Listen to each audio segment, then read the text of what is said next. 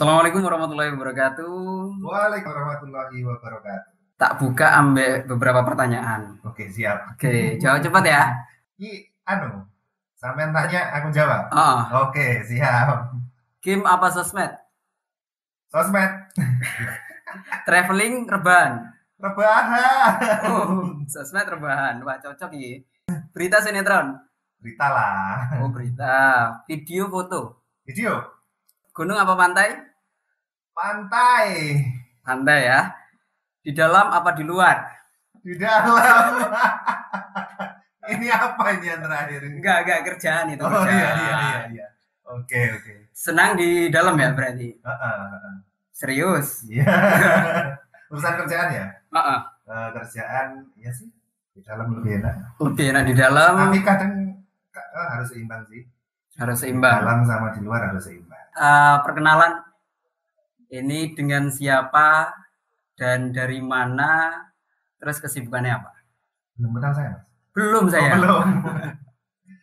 Oke, perkenalkan. Udah sih aslinya, cuma Iya. pura-pura nggak kenal. Oh ya, oke. Dunia tipu-tipu ya. Ah, Oke, Mas Ali, perkenalkan nama Agung Setiawan. Kesibukan sehari-hari apa ya? Kesibukan sehari-hari ini sih nemenin istri. seriusan. Mau ngapain ya? Oh, enak ya nemenin istri. Enak. Kerjaan mungkin soal kerjaan. Oh, gimana? pekerjaan. Kalau kerjaan sih, sekarang lagi bekerja di salah satu perusahaan swasta. Kadang kalau pas waktunya libur ya ini sih main-main.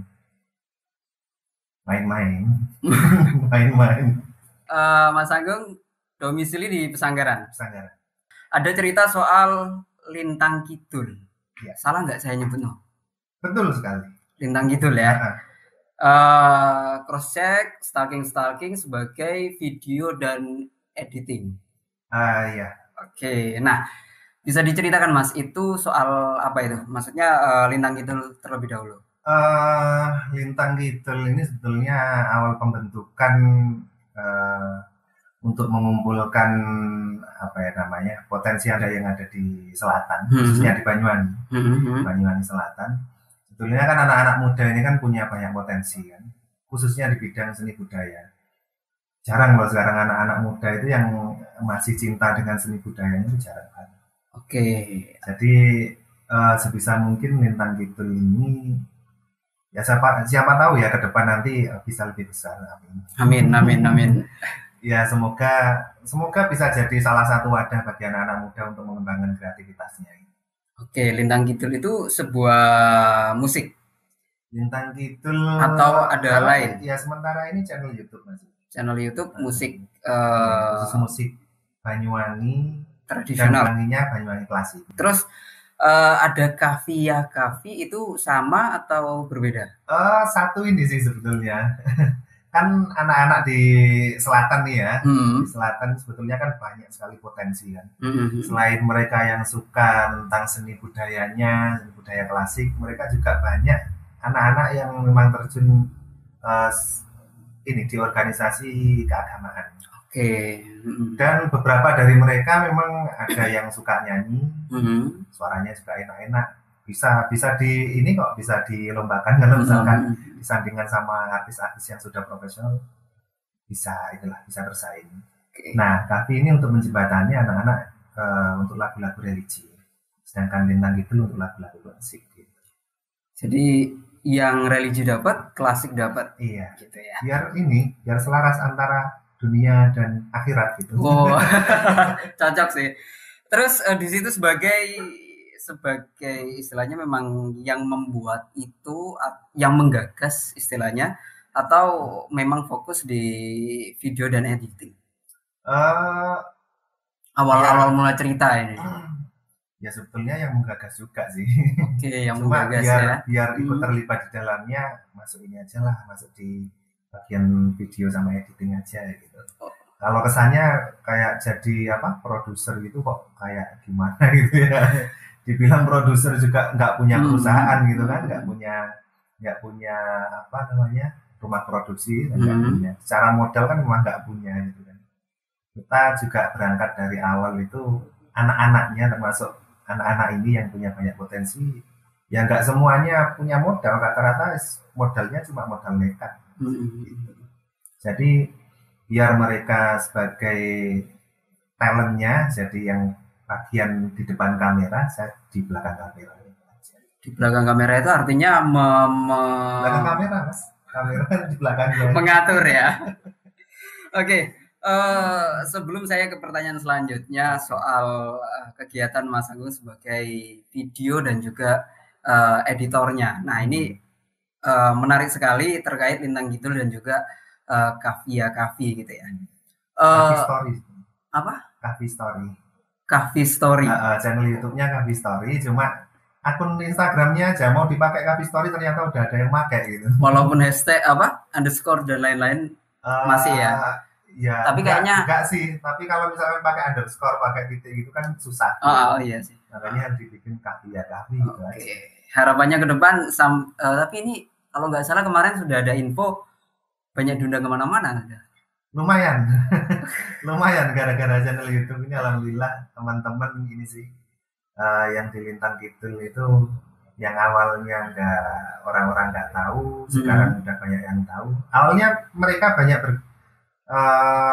memulai dari ini sih, anak-anak dari panggung ke panggung. Kalau yang di Lintang Kidul kan ada empat penyanyi nih. Lintang Kidul empat, ada empat penyanyi. Sudah ada empat penyanyi yang namanya Ayu Wardina itu basicnya dia ini seniman jangir. Makanya kemarin sempat dengar beberapa bait-bait yang sepertinya ada nuansa-nuansa ke sana. Iya, suaranya kan agak klasik-klasik gitu kan.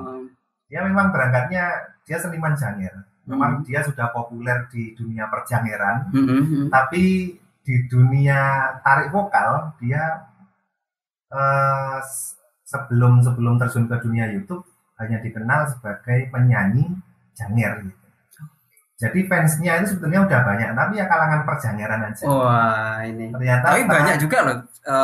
Apa ya istilahnya pecinta jangir di Banyuwangi. Iya banyak sekali. Ya itu. Setelah akhirnya terjun ke YouTube, ternyata awalnya itu ikut kami. Awalnya kan nggak Lintang Kidul kan dulu. Kita mulai dari nama Perkus Geng dulu. Dari Perkus Geng kemudian biar lebih fokus ganti nama jadi Lintang Kidul channel baru. Nah itu akhirnya mulai banyak yang kenal dan suka ternyata. Ketika Ayu terjun di olah suara, akhirnya mulai banyak undangan ke sana kemari, termasuk di awal-awal itu pas lagunya booming, kalau nggak salah ada 2 lagu Kendang Kempul itu waktu booming, si Ayu udah diajak sama ini salah satu penyanyi Banyuwangi, maestro penyanyi Banyuwangi, Denny. Pernah diajak, sudah ada 1 konten lagu. Itu terus kemudian dia mulai banyak diajak collab di channel YouTube-nya orang lain, banyak ada yang Budi Kendang, ada yang macam-macam lah pokoknya banyak, termasuk Belambangan Akustik juga, terus di Wanada juga dia ada konten di situ. Kebetulan si Ayu juga dulu muridnya Wanada gitu.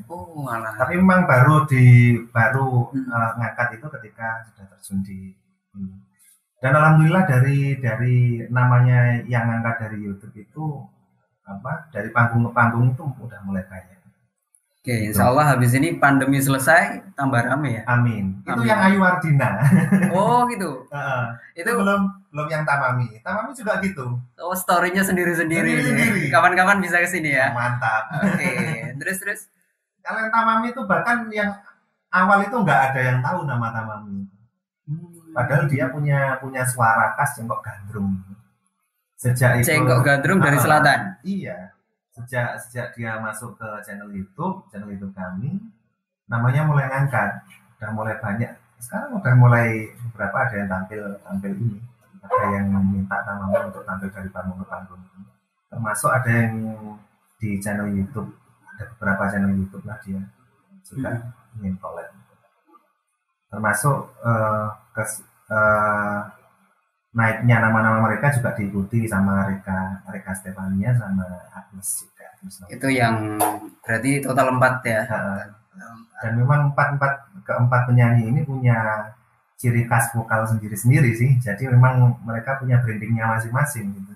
Oke, jadi memang memang ini bisa solo dan ketika grup juga akan semakin Iya. istilahnya semakin berwarna gitu ya.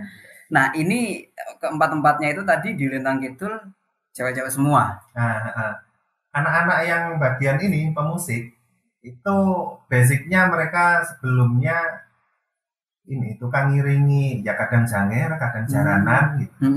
Jadi memang sudah punya bakat sebelum masuk ke channel Lintang Kidul gitu.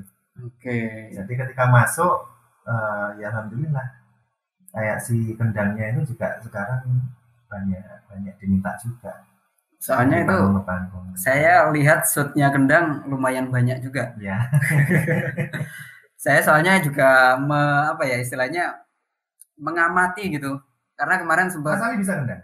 Belum. Oh, saya belum. alat musik sama sekali nggak bisa. Oh nggak bisa? Nggak bisa. Oh iya. Pelajaran jelas. Cuma gini, kalau soal kemarin Kahvia saya notisnya lebih banyak. Oh gitu. Karena di situ kan saya lebih banyak berkecimpung di dunia musik untuk Islami. Oh gitu. Di utara itu kan kalau di Banyuwangi sendiri ada hadroh kan udah kemana-mana kan. Kemarin sempat notice dan teman-teman juga ketika dikenalkan sama orang-orang, wah ternyata ini kalau seandainya kolaborasi hadroh sangat baik gitu kan. Lintang Kidul. Cuma di situ kalau di Lintang Kidul tadi kan 4 cewek semua. 1 cowok. Oh 1 cowok. Penyanyinya. Oh gitu. Kalau di Kahvi? Di Kahvi sementara ini kemarin udah pernah muncul 1 cewek sama 4 cowok. Oh, 1 cewek 4 cowok itu kalau di Hadra kan berarti vokal 1, 2, 3, 4. Kalau tim Hadra sebetulnya ada mas. Oh ada sendiri. Cuma memang belum dikeluarkan aja. Channel lagi ini nanti.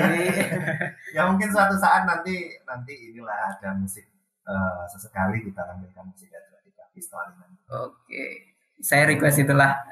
Siap. Oke Mas Agung, ini menarik sekali. Suatu saat kita akan mengupas tentang Lintang Kidul dan juga Kahvia lebih detail lagi. Dan harapannya sih teman-teman bisa langsung searching ya. Oh iya, terkait dengan jangan sampai lupa subscribe di Lintang Kidul sama Kahvi Story. Oke. Instagramnya sudah ada, YouTube-nya apalagi langsung share. Ada, Facebook, TikTok bahkan juga udah ada. Oh TikTok juga, mantap ini. Memang kekinian ya. Ya harus ngikuti gitu. Harus ngikuti. Oke, Mas, ini terkait dengan video dan editing. Bisa diceritakan? Ini terkait dengan kapan sih pertama kali menggeluti dunia itu? Menggeluti di dunia video dan editing sih sebetulnya mimpinya udah lama mas. Mimpinya udah lama. Pengen bisa ngedit video itu mimpinya sudah lama. Sejak 2009. Sejak lulus SMA. Lulus SMA 2009. Saya sambil menerka-nerka ini tuan siapa? 2009 kan lulus SMA. Itu udah punya mimpi sih sebetulnya. Pengen bisa ngedit video. Hanya saja harus mulai dari mana gitu kan. Kan nggak ada guru di sekolah, juga nggak ada pelajaran tentang edit video. Saya juga nggak kuliah pada saat itu kan. Lulus SMA kan masih langsung kerja kan gitu. Sambil nyari-nyari akhirnya ketemu aplikasi yang bisa untuk ngedit video itu ini. Ketemu dulu aplikasinya. Belum belajar ngeditnya. PC atau Android waktu itu? Karena di komputer mas. Oh langsung PC. Karena kan memang komputer juga nggak punya. Kebetulan di tempat kerja dulu kan lulus SMA pernah kerja di hotel kan ya. Pas waktu itu sebagai resepsionis searching gitu kan. Kebetulan komputer kantor itu juga speknya nggak nutut untuk untuk editing video.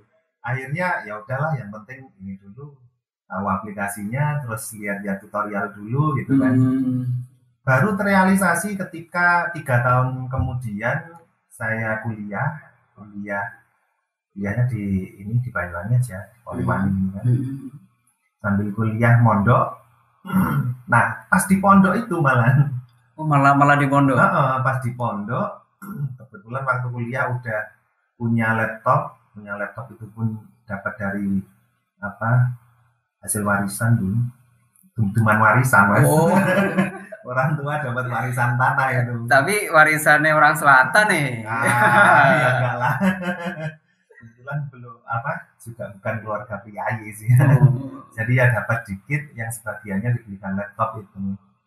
Kebetulan pas punya laptop di pondok kiai saya, kebetulan kiai saya itu ini orangnya agak milenial. Oke. Jadi Jadi mensupport. jadi anak-anak yang mondok di situ, anak-anak yang kuliah mondok di situ, diminta satu-satu gitu kan. Teman saya dimintai untuk ini kan dia pintar kiroat, jadi lebih banyak disuruh untuk kiroat.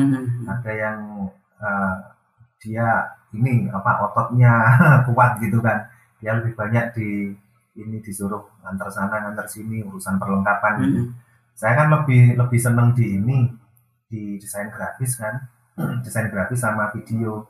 Pada waktu itu di pondok ada kegiatan untuk dokumentasi kegiatan pondok gitu kan. Ditanya, mas bisa ngedit video gitu kan. Padahal saya belum belajar mas, ya cuma lihat tutorial kan. Mungkin ya bisa, pokoknya bisa dulu lah. Akhirnya ya itu dokumentasi. Saya ngedit video pertama itu waktu di pondok.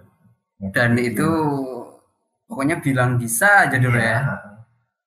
Akhirnya ya alhamdulillah meskipun dengan ini ya, dengan kemampuan yang terbatas dan alat yang terbatas karena spek laptop juga enggak bagus-bagus amat kan.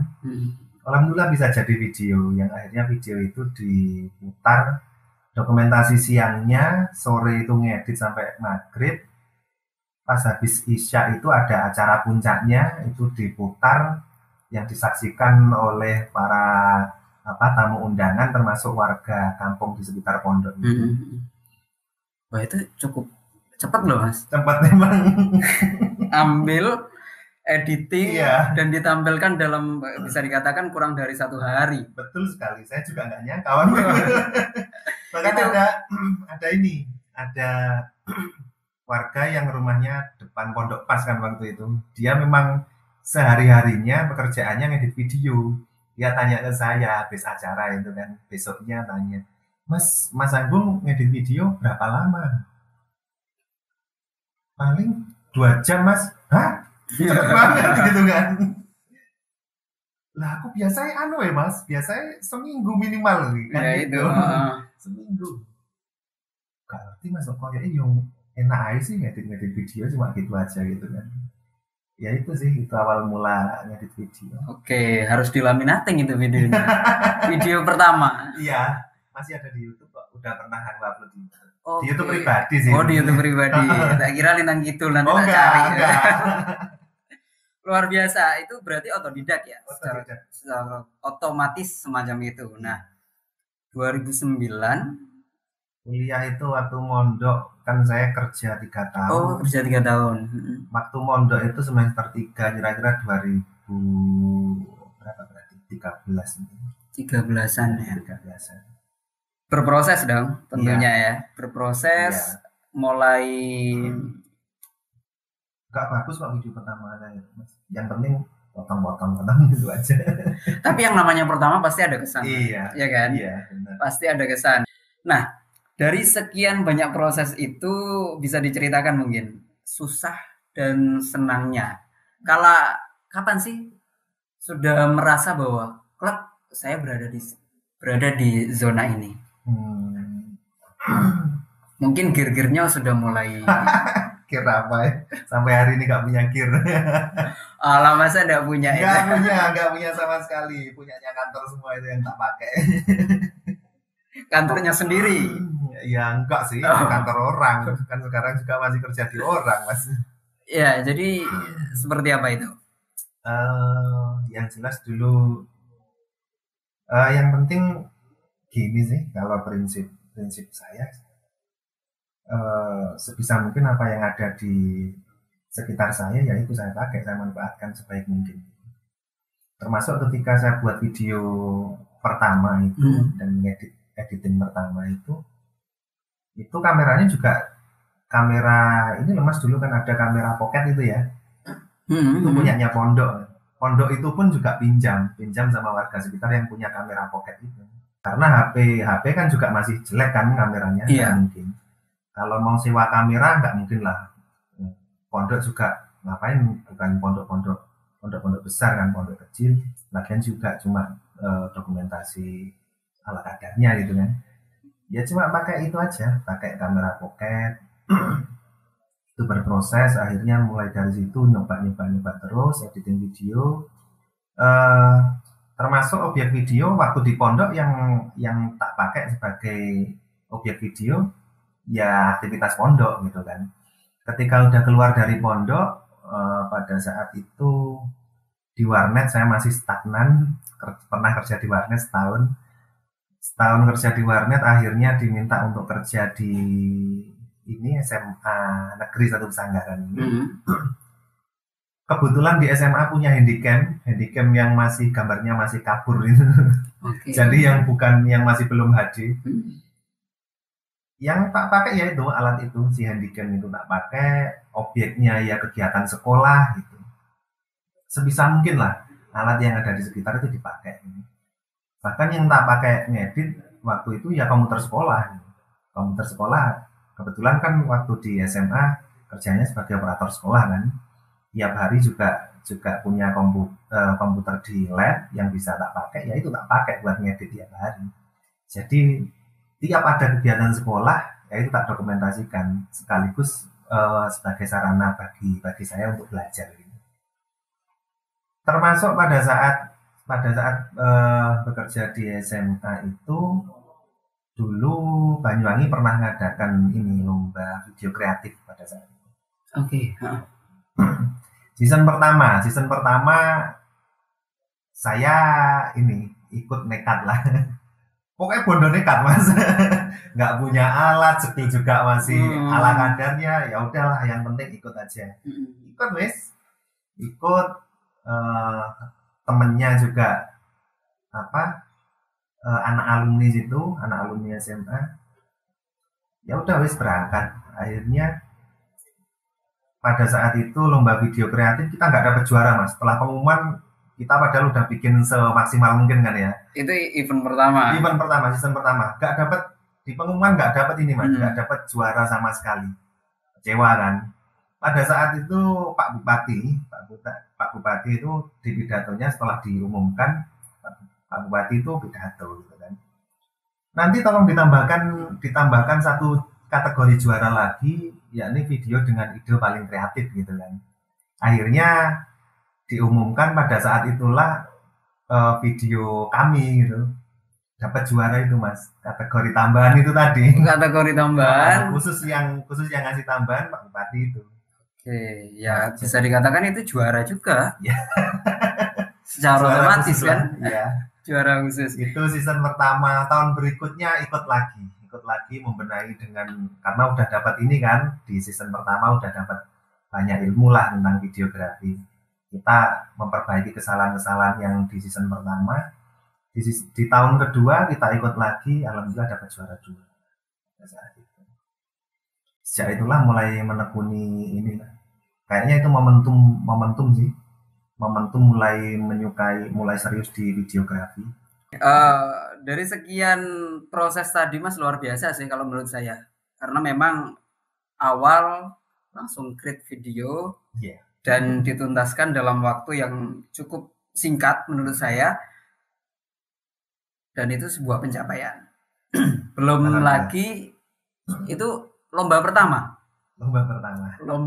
dapat juara, lomba kedua dapat juara, ada lomba ketiga enggak? Wah, jangan-jangan udah nasional ini. Kebetulan waktu di tahun ketiga itu kan saya udah direkrut di salah satu perusahaan kan. Jadi waktu mau ikut lomba kebetulan waktunya benturan, dan itu pun berlanjut sampai ke tahun-tahun berikutnya. Sebetulnya pengen ikut Mas, cuma ya benturan terus, akhirnya nggak ikut sampai hari ini. Nah ini yang sekaligus saya tanyakan. Ketika sekarang sudah bisa dikatakan menemukan passionnya ya di dunia videografi. Kalau foto juga sih? Foto hanya sampingan sih. Hanya sampingan. Bukan passion utama. Passion utama video ya. Nah, ketika menekuni passion itu dan sekarang sudah istilahnya sudah berkarya ya di dalam dunia tersebut, itu ngatur waktunya gimana sih? Eh Gini, intinya kita kan punya banyak waktu nih di dalam satu hari itu kan ya. Kita ada waktu untuk bekerja. Jadi kan kebetulan saya karyawan swasta. Jadi waktunya saya bekerja di kantor, di perusahaannya milik orang, ya udah fokus di pekerjaan itu aja. Pulang, pulang atau Hmm. pas waktu libur ada waktu luang sekiranya bisa bikin konten yang bisa membangkitkan passion kita lagi, ya udah itu kita pakai. Terus kemudian di rumah kan juga juga masih menjalankan bisnis kaos ya sebetulnya. Hmm. Waktu ada kerjaan bikin bikin kaos di rumah, ya udah bikin kaos gitu aja. Waktunya luang nggak ada kerjaan kantor, nggak ada kerjaan bikin konten, nggak ada kerjaan kaos, ya udah dihabiskan sama keluarga gitu aja. Oke, jadi memang ya sebisa mungkin kita profesional di berbagai bidang gitu ya. Iya, yang penting kita fokus gitu aja. Waktunya kita ngerjakan pekerjaan kantor yang fokus di kantor. Jangan sampai gini kan, biasanya kalau kita udah di kantor kita fokusnya sama bikin konten, terus akhirnya kerjaan kita yang ada di kantor jadi kedodoran. Jangan sampai itu. Pak, Keripik kanggo Riko, keripik pisang spesial ini produknya Semanggi. Wah, luar biasa Semanggi. Semanggi ini medsos oke, produk makanan oke, kaos oke. insya Allah habis ini podcast oke. Wah, amin. Mari kita coba keripik pisang spesial kanggo Riko.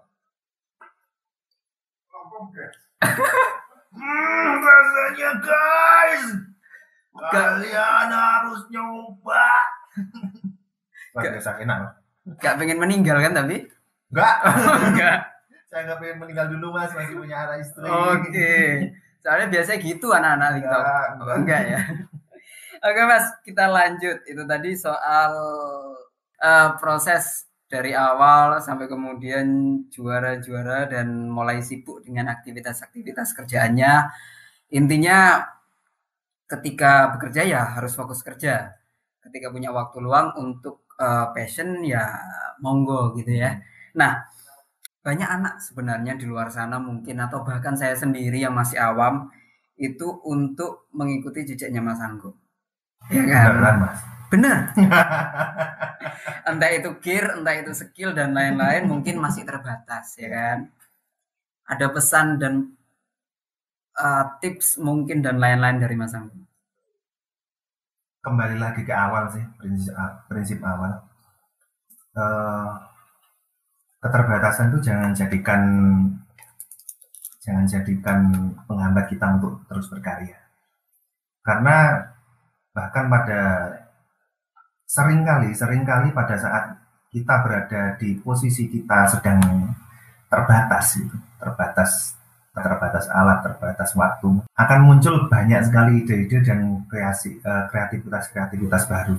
Dan itu kita bisa gali terus untuk jadi sesuatu yang terus untuk bisa membangun diri kita.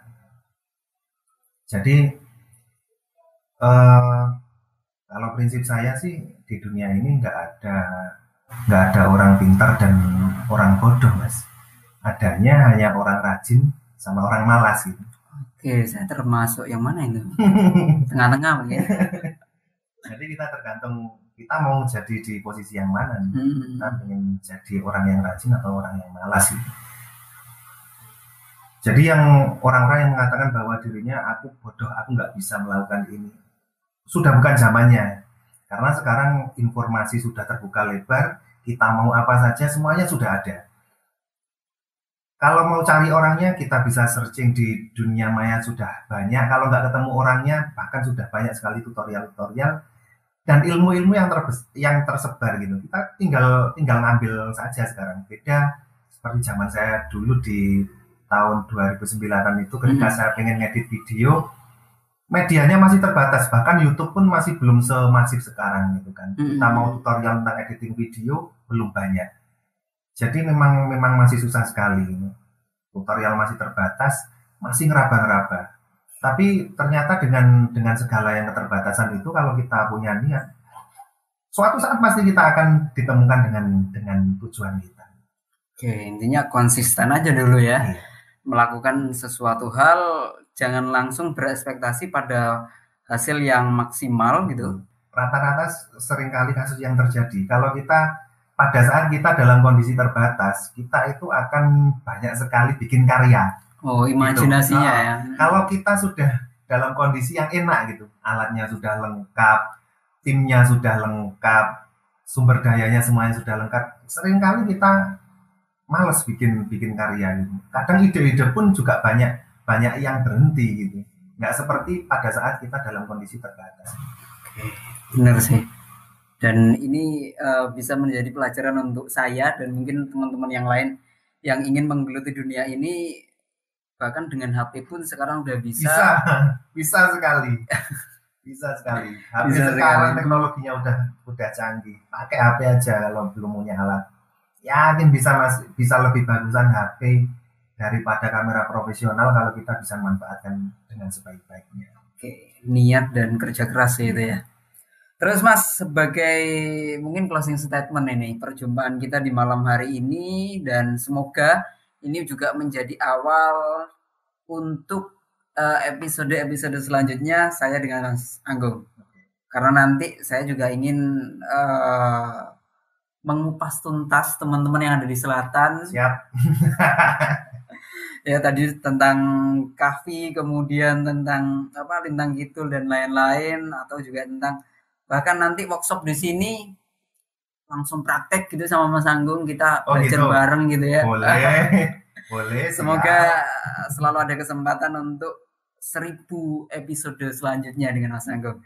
Mas, sebagai closing statement, harapan ke depan untuk dunia kreatif yang ada di Pesanggaran ini, karena memang tema kita di kesempatan malam hari ini kan masih Gesah Kidulan, jadi masih area selatan. Siap.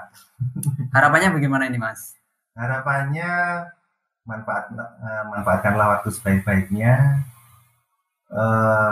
Seberapa banyak pun usia kita, jadilah pribadi yang punya semangat dan jiwa-jiwa muda.